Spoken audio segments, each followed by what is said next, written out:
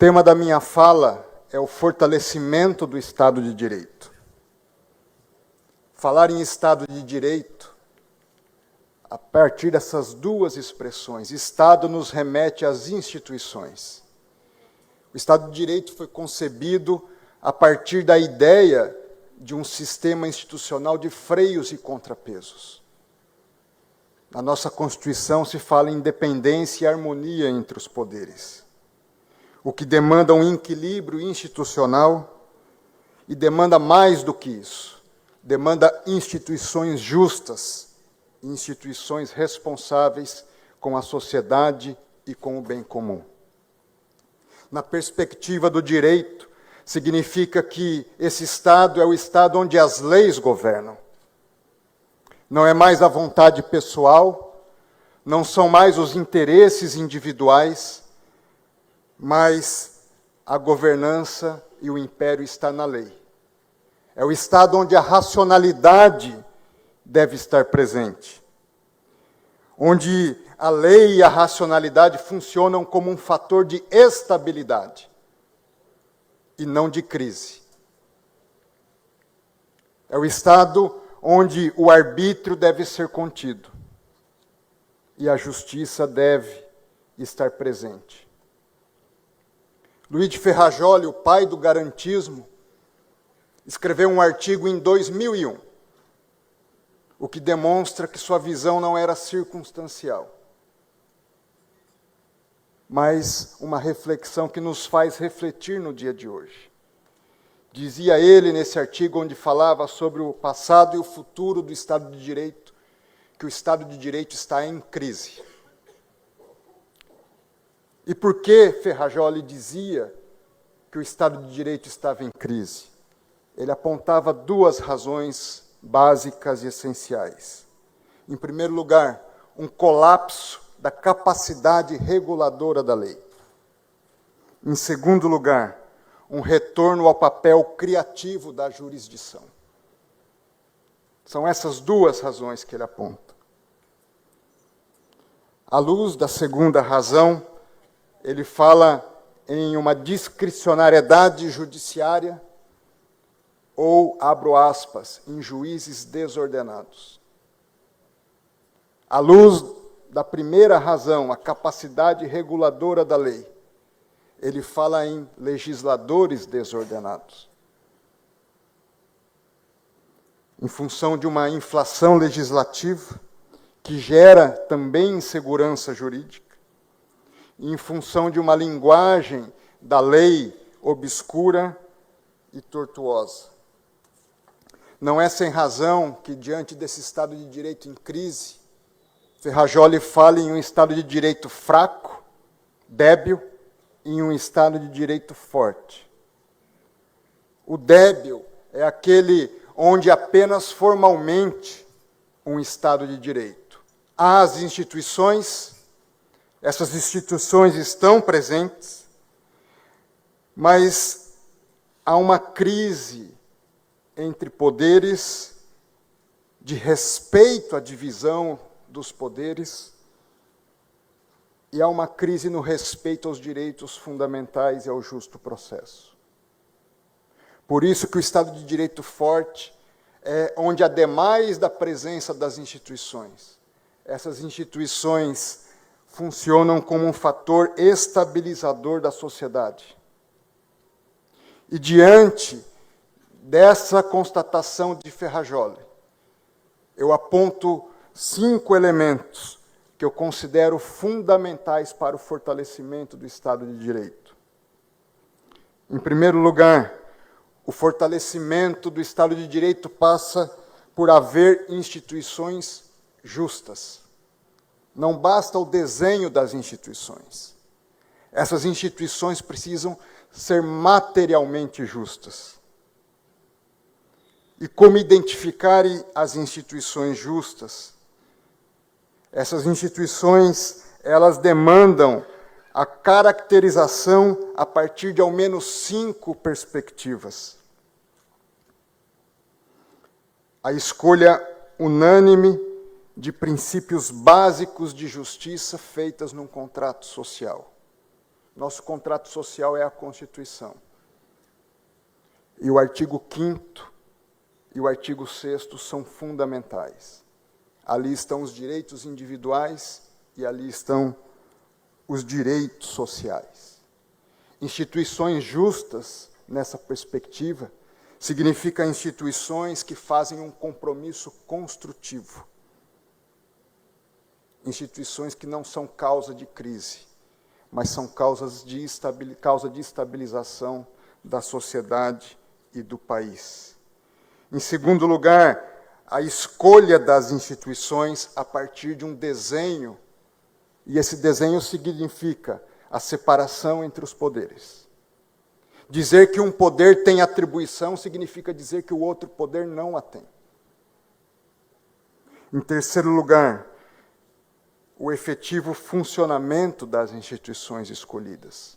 Significa que nós devemos preservar as nossas instituições e quem está nas instituições precisa ser o primeiro agente de preservação da própria instituição. Em quarto lugar, instituição justa demanda o reconhecimento das perspectivas da sociedade. Saber o impacto das suas decisões, das suas políticas no âmbito da sociedade.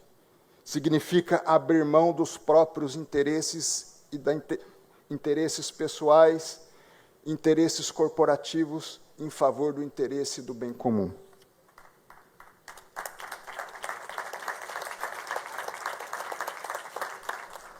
E, em quinto lugar, significa que se algo não está dando certo, é preciso haver uma reflexão séria de reforma das instituições.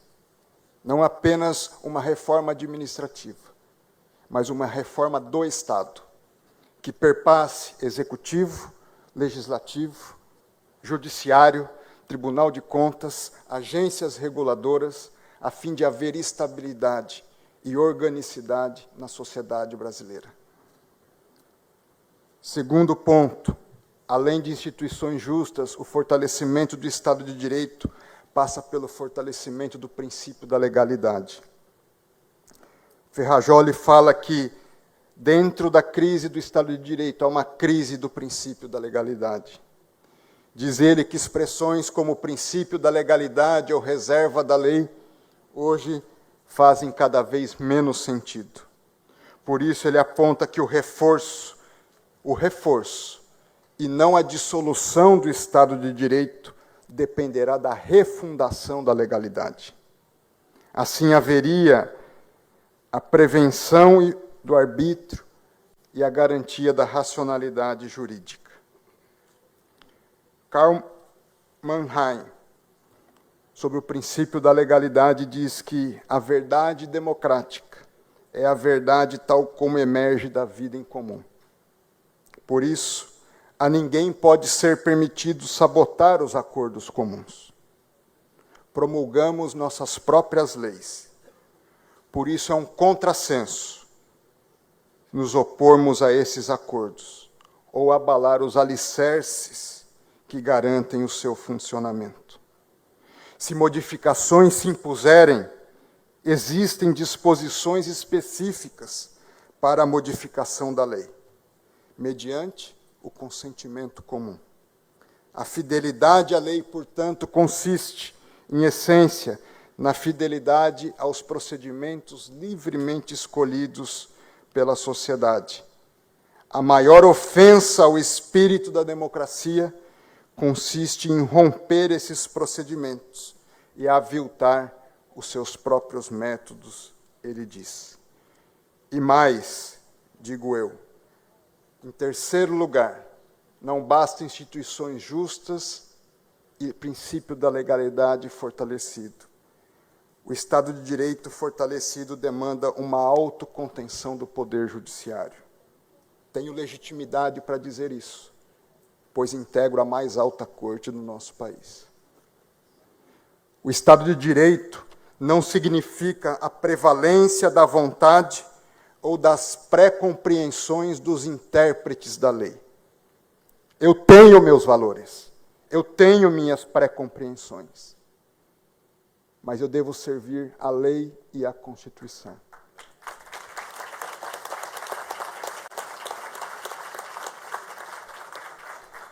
O que significa que o judiciário não pode ser o fator de criação e inovação legislativa.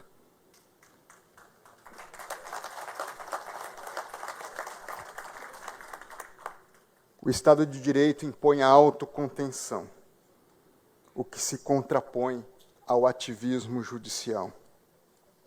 O ativismo suprime, desconsidera e supera os consensos sociais estabelecidos pelos representantes, periodicamente eleitos pelo verdadeiro detentor do poder, que é o povo. O ativismo judicial implica no reconhecimento implícito de que o judiciário tem a prevalência sobre os demais poderes. O ativismo implica na superação da vontade democrática, cujo consenso legítimo pode ser decidir, mas também pode ser não decidir. O ativismo judicial implica no enfraquecimento e na superação do princípio democrático. E o ativismo judicial implica no reconhecimento implícito, ainda que não desejado, do enfraquecimento dos demais poderes.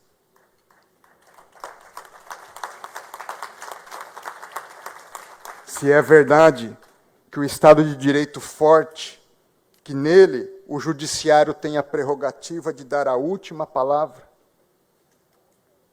e essa é uma verdade, mas no Estado de Direito forte, o Poder Judiciário não tem a prerrogativa de dar a primeira e a última palavra. Essa situação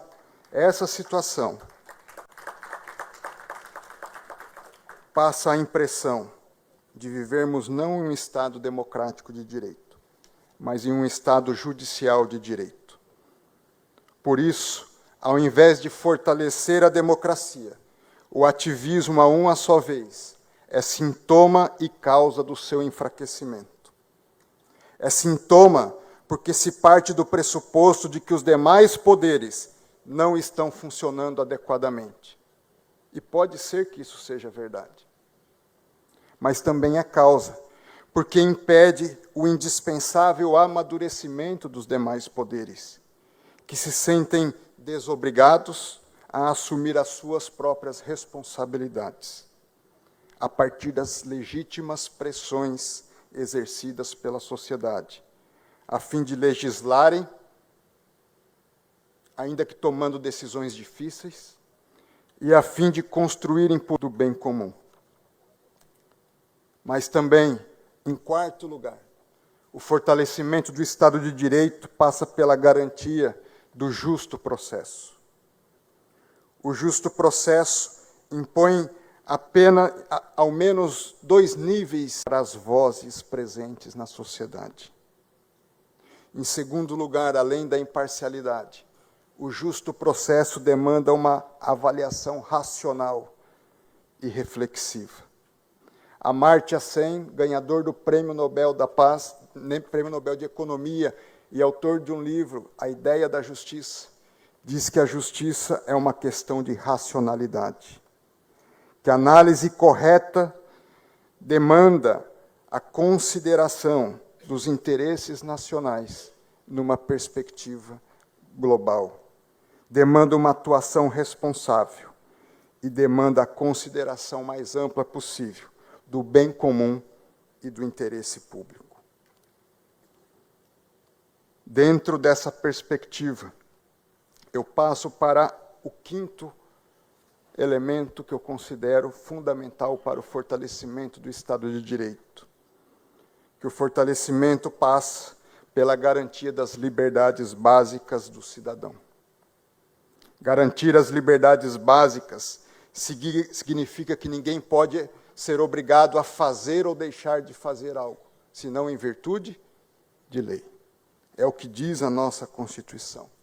Significa que se deve garantir a livre iniciativa e o empreendedorismo sem intervencionismos indevidos, não justificados, ilegais ou desproporcionais. Significa que a regulação do setor privado visa, de forma conjunta e recíproca, incentivar o desenvolvimento do setor regulado e, ao mesmo tempo, garantir que esse serviço seja realizado com qualidade e respeito ao direito dos seus usuários. Significa garantir que os cidadãos possam livremente se expressar e emitir suas opiniões, defender suas ideias sem censura direta ou indireta, isto é, sem medo de serem perseguidos por suas falas públicas ou de terem suas falas privadas expostas de maneira ilegítima. Nesse sentido, o ministro Celso de Mello, quando do julgamento da reclamação 18.566, deixou registrado que, em diversas ocasiões, ou diversas decisões, que o exercício da jurisdição não pode converter-se em uma prática judicial inibitória, muito menos censória da liberdade constitucional de expressão e de comunicação. Isso não tem apenas uma dimensão privada. Liberdade de expressão não é apenas uma dimensão de um direito individual. Ele tem uma dimensão pública.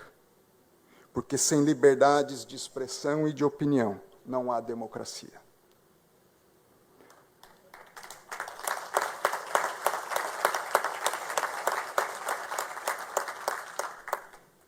Nesse sentido, Amartya Sen e John Rawls defendem que a democracia está dissidentes.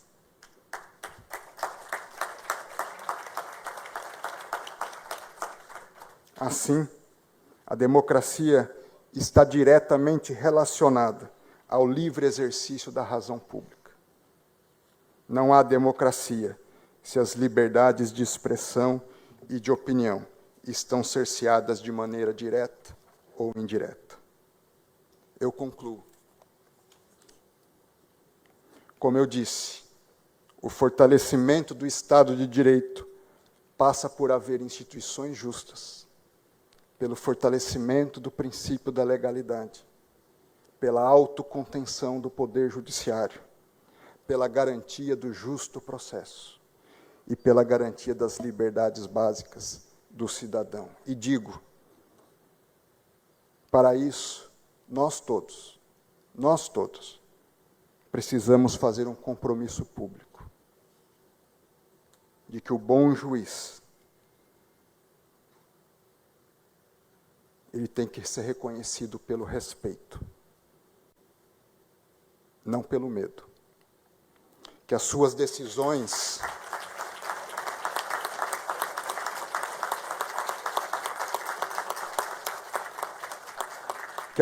decisões gerem paz social e não caos, incerteza e insegurança. Que o bom político viva para servir e não para se servir.